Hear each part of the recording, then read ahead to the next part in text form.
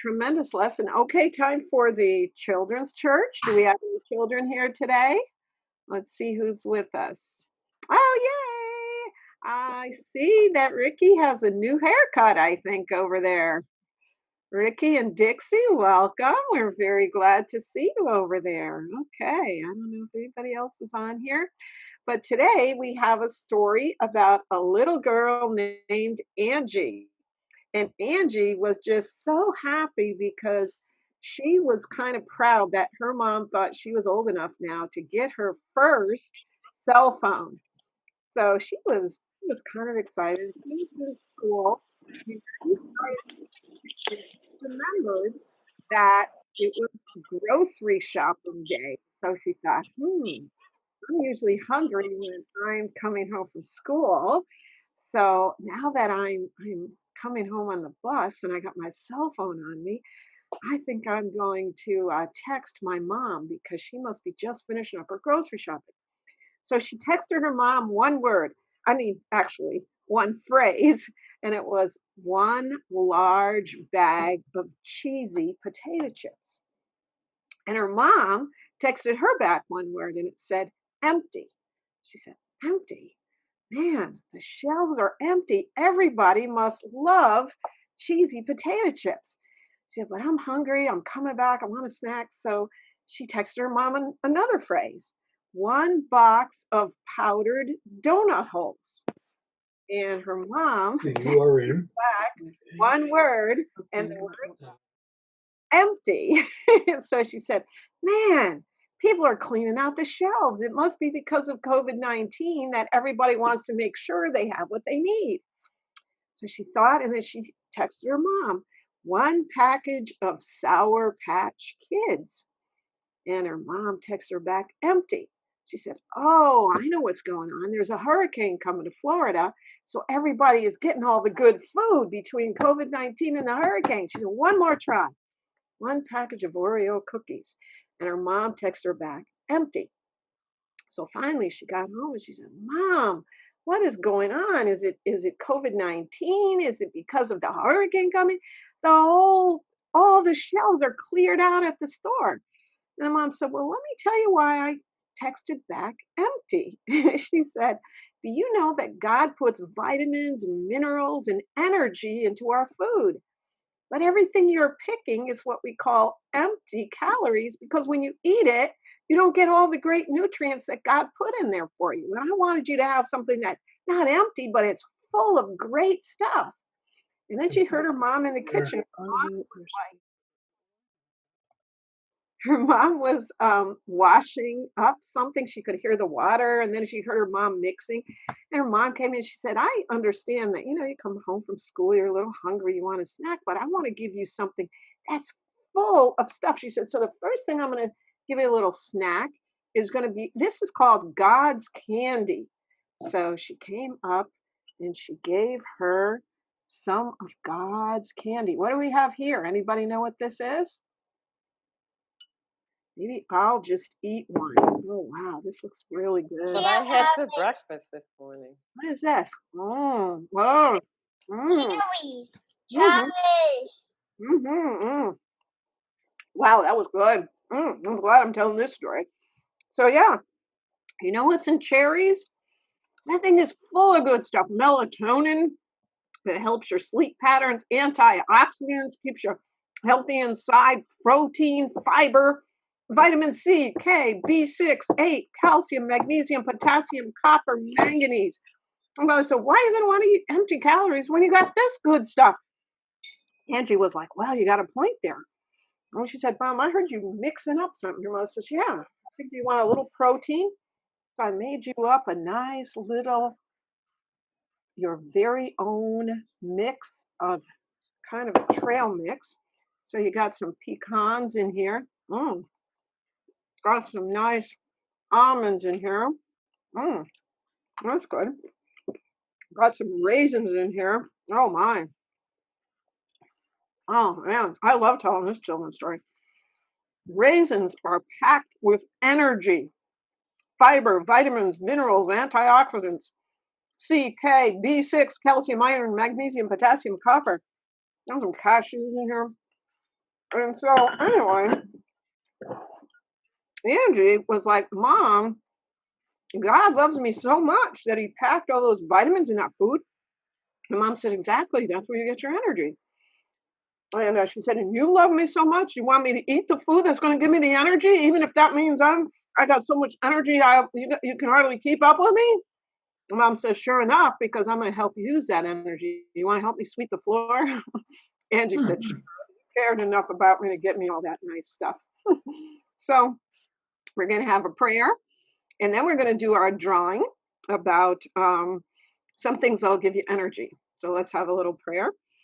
Father, I just thank you so much for putting the energy in our food so that we can feel healthy and just feel our best for you. And I pray you be with all of us as we continue here. Amen.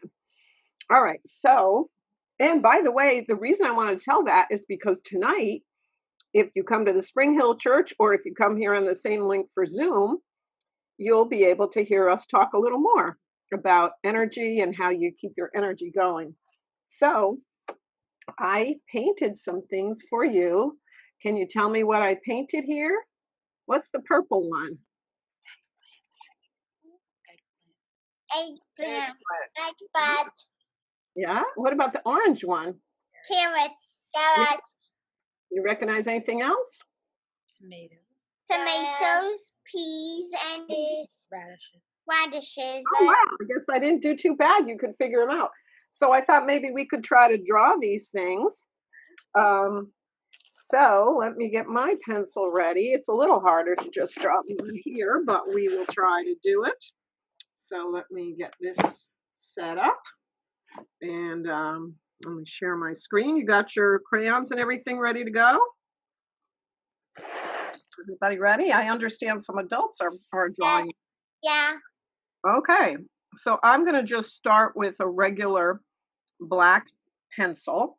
And when you draw the eggplant, it's really two circles. So if you want, you can draw kind of a small circle here because you can always erase, the part on the top, and then you can kind of draw a bigger circle. Okay. And then we can draw I think I'm going to make this probably a little thinner.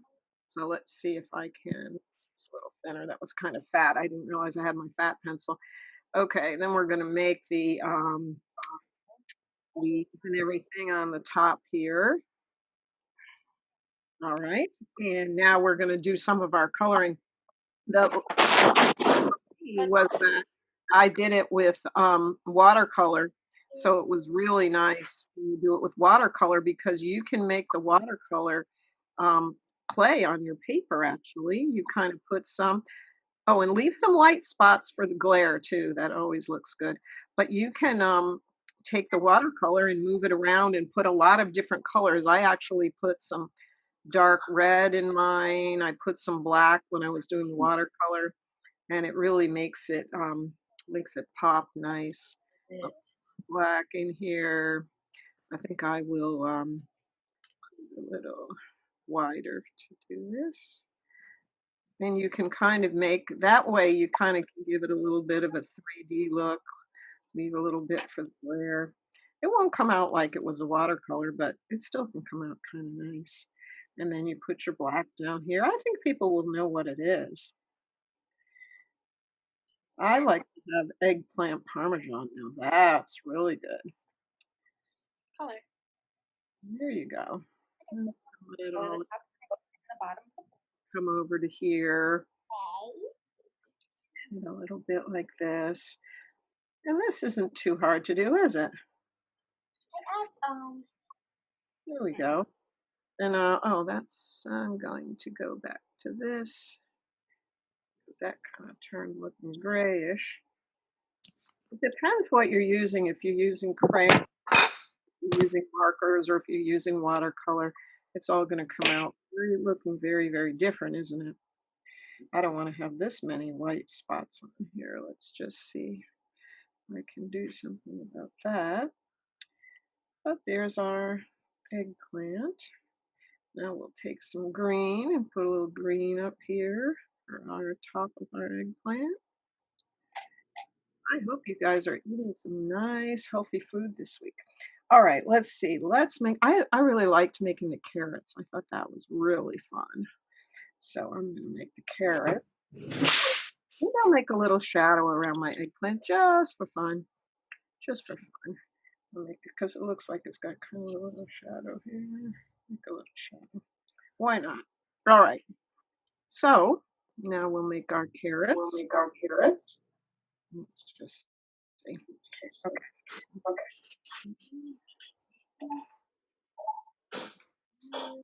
And then we make the little roots coming out. And then we'll make another one next to it. And you don't have to make everything again. You don't make them all just one color, put some brown and different colors in there. And we'll cut the leaves that are on top of them. Sometimes some people could snip the little leaves, but I don't know if you've ever grown them and seen the nice bunches, the big long greenery on the top is quite beautiful. All right, let's see now. Now we'll switch over to our orange. I'm going to get my wider thing. We'll get a little color in here. Oh, that's a nice color, isn't it? We're probably only going to have time to do the carrots and the eggplant today. Here we go. Wait a minute. I'm going to make this part thinner. Yeah. Okay. How you guys doing? It's coming out okay? Everybody doing okay there? How about you grown-ups that are drawing with me? You doing okay? Getting it to come out? Don't forget to leave some nice little white spots. You see how I just did for a little glare on there. All right. Now I'm going to go back over and pick this one I'm up. doing good. This is fun. Oh, good, good. I know you like to do it with me, so I'm so happy you are. Any other grown-ups drawing with me today? Yes, I one other. am. Okay, we got 2 grown-ups drawing away. Good. Good, good, good. I'm so glad. I'm also drawing. Oh, okay. So we got 3 grown-ups drawing. Good. I'm glad. I'm very excited that you guys are helping me out too. So we got Ricky, we got Dixie, we got Dale and Celestine, and we've got Jean drawing today. Okay, we'll leave a little white there. And then we got to put in our little brown marks on Jack is drawing also. Oh, Jack's drawing too. Okay, boy, we are having a great time together today, aren't we? All right, and then we got to put in this. So yeah, everybody remember to come tonight for Spring Hill, and then next Saturday night for Brooksville, and it will also be on Zoom. And I'm going to talk about the secret of my energy. People are always asking me where I get my energy, so you're going to find out tonight firsthand. All right.